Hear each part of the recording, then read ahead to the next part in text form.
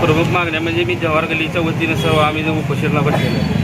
नगर परिषद तुळजापूरने 1976 पासून त्या जागा नगर परिषदची इथं पाठीमागे 972 नंबर आरक्षण टाकले होते की भाजी मंडईसाठी आणि सार्वजनिक हिताचा विचार करून तुळजापुरातल्या नागरिकांसाठी व तिथले जेवढे जवाहर गल्लीतले लोक असतील त्यांच्यासाठी ती जागा आरक्षण करण्यात आली होती. मुळात ते आरक्षण असताना ती जागा भूसंपादन झाली असताना त्या जागेचे नियमाप्रमाणे नगर परिषदने त्या जागेचे मोबदलाही दिला होता आणि ताबाही त्या तहसीलदारामार्फत ती ताबाही घेतला होता.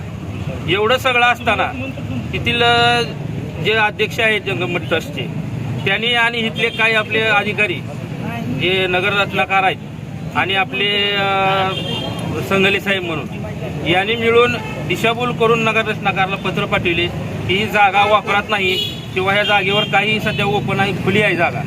मुळात नगरपालिकेने जागेचा मालक असल्यामुळे तिथं सार्वजनिक शौचालय बांधलं होतं महिलांसाठी आणि ती महिला शौचालय वापरतही होत्या भरपूर दिवस वर्षापासून. 1989 साली ती शौचालय बांधलेलं आहे. जागा ताब्यात घेतली, जागेचे संपादन केलं, पैसेही त्यांचे 1989 साली दिले नगरपालिकेने जागा मालकाला आणि नंतर ही जागा वापस देण्यात आली.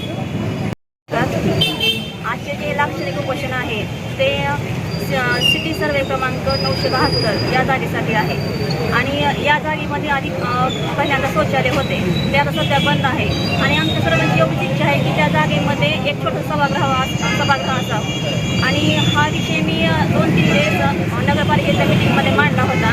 पुन्हा CO साहेबांकडे आमचा पत्रव्यवहारही झालेला आहे पण काही लोकांच्या भ्रष्टाचारामुळे हे काम झालेलं नाही.